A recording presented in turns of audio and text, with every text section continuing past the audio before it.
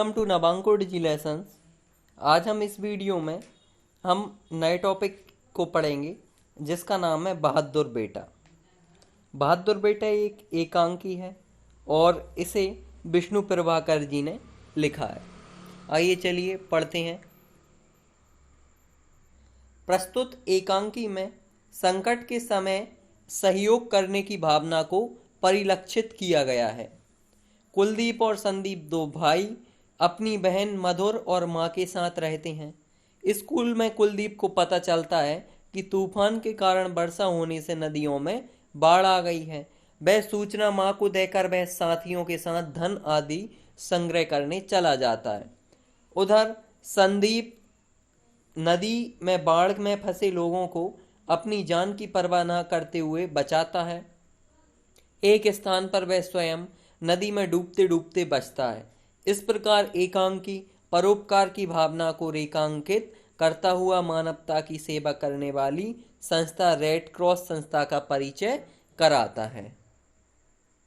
पात्र परिचय क्या है इसमें? एक माँ है, संदीप जो बड़ा बेटा है, कुलदीप छोटा बेटा है, मधुर बेटी है, एक युवक डॉक्टर और एक युवती दोनों क्या है? रेड क्रॉस के सदस्य हैं। एक युवक संदीप का मित्र है। मंच पर एक साधारण से घर में एक कमरा। मधुर बैठी पढ़ रही है। बीच बीच में कॉर्नर्स पर रखी घड़ी को देख लेती है। उसी समय माँ अंदर से आती है। कुलदीप, मामा तुमने सुना?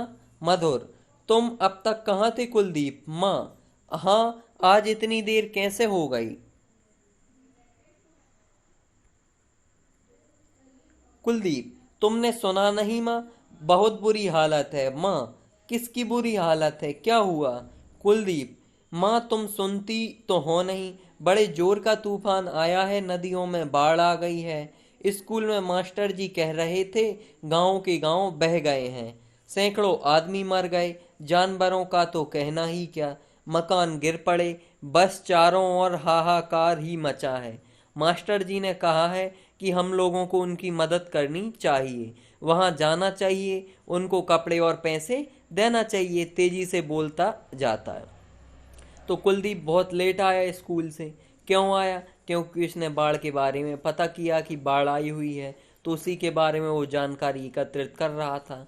अब वो यही सब माँ को बता रहा है। माँ, तू तो बेटा एक सांस में इतनी बात कह गया, मेरी समझ में कुछ नहीं आया।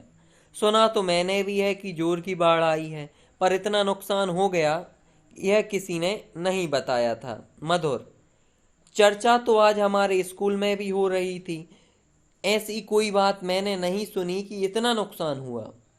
कुलदीप, तुमको कुछ पता भी है? इतने जोरों का तूफान आया कि नदी का सारा पानी गांव में भर गया और अभी भी नदी बढ़ रही है।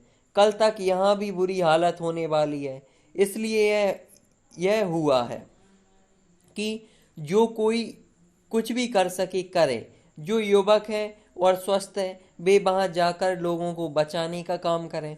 जो धनी हैं वे धन दें, जिनके पास अनाज है वे अनाज दें, कपड़े हैं वे कपड़े दें। माँ, हाँ हाँ, यह तो होना ही चाहिए। मेरे पास पैसा तो नहीं है, लेकिन जो कुछ हो सकता है वह अवश्य करूंगी। कहाँ भेजना है पैसा? कुलदीप, वह तो लेने वाले यहीं आ जाएंगे, लेकिन मैं जा रहा हूँ। मधुर, माँ, एक साथ बोला दोनों ने। तू कहाँ जा रहा है? कुलदीप, लोगों को बचाने। माँ हंसकर, तेरे विचार बहुत अच्छे हैं, लेकिन तू इतना छोटा है कि उनको क्या बचाएगा? खुद वे लोग तुझे ही बचाने की परेशानी में पड़ जाएंगे। मधुर, काम करने का तो यहाँ भी बहुत है, चाहो तो तुम घर पर जाकर चंदा इकट्ठा कर सकते हो। कुलदीप, वह तुम करना, मैं घर पर नहीं बैठ सकता। माँ, अच्छा अच्छा, पहले तू रोटी खा ले। और हाँ, संदीप अभी तक क्यों नहीं आया? कहीं वह भी? मधुर, हाँ माँ, वह जरूर चले गए होंगे। दिन रात इसी तरह की बातें किया करते हैं। मैं कुछ करना चाहता हूँ। मेरे पिता, मेरे चाचा ने आज़ादी की लड़ाई लड़ी। मेरे देश के हजारों लोगों ने अपने प्राण दिए थे, अपना सब कुछ लुटा दिया था। अब मुझे भी तो कुछ करना है, मुझे भी अपने देश की सेवा करनी चाहिए। हाहाकार, रोने की ऊंची आवाजें। सहसा एक युवक का प्रवेश। युवक, संदीप का घर यही है? सब एक साथ, हाँ हाँ यही है। क्या बात है? युवक, मैं आपको यह बताने आया हूँ कि संदीप बाढ़ पीड़ित लोगों की सहायता करने के लिए चला गया है। माँ, घबरा कर क्या? मधुर, तो भैया चले ही गए। युवक, लेकिन आप कोई चिंता ना कीजिए, तेजी से कहकर लौटता है। माँ, सुना तो बेटा, सुनो, कितनी देर हो गई उसे उसे गए? युवक, वह तो सुबह ही चले गए थे, लेकिन आपको जल्दी खबर नहीं दे सका, तेजी से चला जाता है। मधुर, मैं जानती हूँ यह सब सुनकर वह रुक ही नहीं सकते थे। कुलदीप, लेकिन मुझे तो रुकना पड़ेगा, बहुत बुरे हैं, सब कामों में वही आगे रहते हैं। माँ, हंसकर, वह बड़ा जो है, मुझे खुशी है कि वह ऐसा है, बिल्कुल अपने पिता पर गया है। जिंदगी भर वह भी यही करते रहे, कभी चैन से नहीं बैठे। यानी इनके जो पिताजी थे, चाचा जी थे, वो उन्होंने भी आज़ादी के लिए लड़ाई लड़ी थी, वे भी कभी ऐसे बैठे नहीं रहे। मधुर, और अब भैया भी नहीं बैठेंगे, अच्छा ही है, पिताजी का काम कोई तो करे। एकदम, माँ ने कहा। सहसा रुक जाती हैं। माँ तब तक जैसे ध्यानस्थ हो गईं और धीरे धीरे बोल रही हैं। माँ, हे भगवान, यह सब क्या हो रहा है? कब दूर होंगी ये परेशानियां? कितना बलिदान चाहता है तू? हे भगवान, तू मेरे बच्चे की रक्षा करना, वह खूब सेवा करे। पर मधुर, माँ को झकझोर कर, माँ माँ, तुम कहाँ खो गईं? क्या सोचने लगीं? हमें कुछ करना चाहिए, चलो हम दोनों घर घर से अनाज और धन इकट्ठा करें, और हाँ, बाढ़ पीड़ितों के लिए खाने की भी तो जरूरत होगी। कुलदीप, खाना, कपड़ा, मकान, सभी चीजों की जरूरत होगी। मास्टर जी कहते थे कि सरकार प्रबंध कर रही है, कैंप लगवा दिए हैं। माँ, मैं जाता हूँ, स्कूल में वॉलेंटियरों की जरूरत है, मैं कैंप में जाकर तो काम कर ही सकता हूँ। माँ, क्यों नहीं कर सकता, तू भी जा, लेकिन एक बात का ध्यान रखना, नदी के पास मत जाना। कुलदीप, मैं नदी के पास क्यों जाऊंगा, वह तो खुद ही हमारे पास आ गई है। हंसकर, अच्छा मैं चला। माँ, लेकिन खाना तो खाता जा। कुलदीप, नहीं नहीं, देर हो जाएगी, वहीं कुछ खा लूंगा। तेजी से चला जाता है। बाहर शोर उठता है। माँ खिड़की से झांकती है। मधुर, देखो देखो माँ, कितने लोग इधर ही चले आ रहे हैं, और वह देखो ट्रक भी आ रहे हैं। ऐसा लगता है कि ये बाढ़ पीड़ित गांवों से लोगों को निकाल कर ला रहे हैं। क्यों माँ, एक परिवार को तो हम भी अपने घर में रख सकते हैं। माँ, क्या ही अच्छा हो यदि सभी ऐसा कर सकें, इससे तो बहुत सारी समस्याएं खत्म हो जाएंगी। पता नहीं सरकार क्या करेगी, लेकिन मुझे खुशी है कि मेरे दोनों बेटे सेवा कार्य में लगे गए, भगवान उनकी रक्षा करे। मधुर, जो दूसरों की रक्षा करती हैं, भगवान उनकी भी रक्षा करते हैं। माँ, हाँ करते तो हैं। सहसा माँ फिर ध्यानस्थ हो गई और बैठ जाती हैं।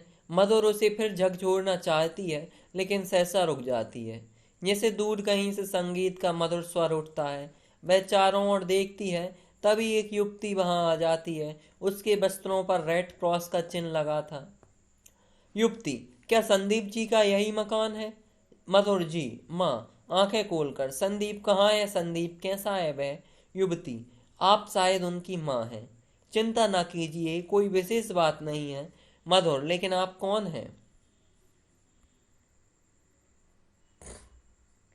युवती, मैं रेड क्रॉस की सदस्य हूँ। बाहर मेरे बहुत से साथी हैं। हम सब लोग बाढ़ पीड़ितों की सहायता के लिए गए हुए थे। आपके पुत्र संदीप जी ने वहां बहुत काम किया। अपने प्राणों की चिंता किए बिना उन्होंने सैकड़ों लोगों को बचाया। उनका साहस देखकर हम लोग दंग रह गए। हमारे करने पर भी उन्होंने जरा आराम नहीं किया। लेकिन अचानक, माँ और मधुर, अचानक क्या हुआ? बोलती क्यों नहीं? उन्हें क्या हुआ? युवती, आप घबराइए नहीं, मैं बता रही हूँ। लोगों को बचाते बचाते अचानक उनकी नाव उलट गई। उन्हें तैरना आता था, उन्होंने वहां भी लोगों की मदद की। तब तक दूसरी नाव में नहीं चढ़ा दिया गया सबको, तब तक वह नहीं चढ़े, और जब चढ़ने लगे तब सहसा पानी का बड़े जोर से रेला आया और वह बह गए। माँ चीख कर, हाय राम। युवती शीघ्रता से, नहीं नहीं, दूसरे लोगों ने उन्हें शीघ्र बचा लिया। कठिन परिश्रम के कारण वे बेहोश हो गए, लेकिन हमने उन्हें फर्स्ट एड दे दी है, बहुत ही जल्द ठीक हो जाएंगे। मधुर, वह कहाँ है? युवती, बाहर गाड़ी में। आप मेरे साथ आइए, उन्हें अंदर ले आए। सब तेजी से चले जाते हैं। मधुर एकदम लौटती है और पलंग बिछाती है, फिर बाहर की ओर भागती है। तभी वे संदीप को लेकर पलंग पर लेटा देती हैं। युवती युवक को दिखाकर, हाँ, यह हमारे डॉक्टर हैं, इन्होंने अच्छी तरह देख लिया है, डर की कोई बात नहीं है, अभी 2 क्षण में इन्हें होश आ जाएगा। युवक, मैं अभी एक और इंजेक्शन लगा देता हूँ, चिंता की कोई बात नहीं है, आपका बेटा बहुत बहादुर है। मधुर, और आप लोग कम बहादुर हैं। इस बीच युवक संदीप को इंजेक्शन लगाता है। माँ संदीप के ऊपर झुकी हुई है, बार बार उसके चेहरे को छूती है। मधुर कभी भैया की ओर देखती है, कभी रेड क्रॉस के सदस्यों के बैच को देखती है। तभी कुलदीप भागा हुआ आता है। कुलदीप, मामा मैंने सुना है, एकदम देखकर, अरे यह तो भैया आ गए, क्या हुआ इन्हें, और ये कौन है? मधुर, बाढ़ पीड़ितों को बचाते बचाते भैया स्वयं नदी में गिर गए, इन लोगों ने उन्हें बचाया है, थक गए हैं और कोई खास बात नहीं है।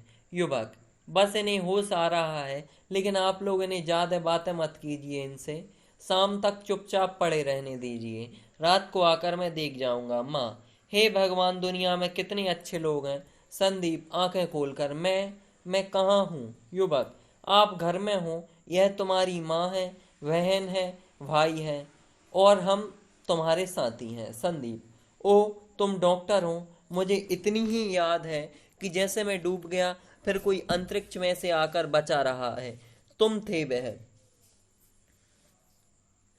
युवती, संदीप बाबू आप बोलिए नहीं, 1-2 दिन आराम कर लीजिए। संदीप, बहुत अच्छा डॉक्टर, आपकी आज्ञा का पालन होगा। सब हंस पड़ते हैं। युवक और युवती एक साथ, अच्छा अच्छा, अब हमें आज्ञा दीजिए। माँ, नहीं नहीं, ऐसे नहीं, बिना मुंह मीठा किए नहीं जा सकते आप। अरे मधुर, लो, वह तो अंदर भी चली गई, शायद चाय बना रही होगी। युवक, माँ हमें आज्ञा तो दीजिए। कुलदीप, समझ लीजिए भैया को अभी होश नहीं आया है, बस 5 मिनट लगेंगे। सब हंसते हंसते अंदर चला जाते हैं। माँ, आप लोग दुनिया की इतनी सेवा करते हैं, कभी कभी हमें भी तो अवसर दीजिए। युवती, हम भी तो आपके ही हैं, फिर भी आपने कम सेवा की है। दोनों मुस्कुराते हैं। अंदर से मधुर कुलदीप चाय का सामान लेकर आते हैं। पर्दा गिरने लगता है। इसको किसने लिखा है? इस एकांकी को विष्णु प्रभाकर जी ने लिखा है। इनका जन्म 1912 में मीरनपुर, जिला मुजफ्फरनगर, उत्तर प्रदेश में हुआ। आपने साहित्य की विभिन्न विधाओं में कहानी, उपन्यास, नाटक, एकांकी, रिपोर्टाज आदि की रचनाएं की हैं। इनकी रचनाएं रोचक होने के साथ साथ संवेदनशील भी हैं। उपन्यासों में ढलती रात, स्वप्नमयी कहानी संग्रहों में आदि और अंत, संघर्ष के बाद, तथा एकांकी संग्रह में डॉक्टर और प्रकाश और परछाइयां हैं। तो इस पाठ में रेड क्रॉस संस्था का के बारे में आया।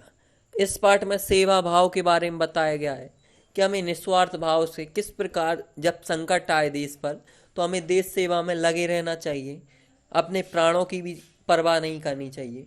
तो एक रेड क्रॉस संस्था का नाम आया। तो रेड क्रॉस संस्था क्या होती है? ये संकटग्रस्त लोगों की सहायता करने का काम करती है, उन्हें सुविधाएं उपलब्ध कराती है, प्राथमिक उपचार करती है उनका। तो इस प्रकार ये परोपकार का काम करती है। इसी प्रकार हमें भी सभी को मन में संकल्प लेना चाहिए कि जब कभी भी हमारे देश पर आपदा संकट की घड़ी आए, तो हमें सहायता करनी चाहिए, जिन लोगों को मदद की ज़रूरत है। जैसे अभी हमारे देश पर, पूरे विश्व में, हमारे देश में ही नहीं पूरे विश्व में कोरोना महामारी फैली हुई है। तो उसमें बहुत सारे कोरोना वॉरियर्स सभी लोगों की मदद कर रहे हैं, लोगों तक भोजन पहुंचाया, लोगों की सहायता की।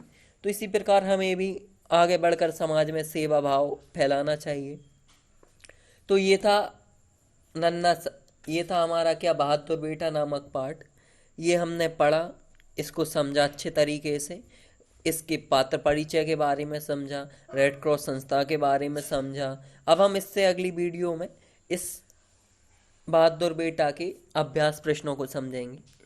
वीडियो को एंड तक देखने के लिए थैंक यू।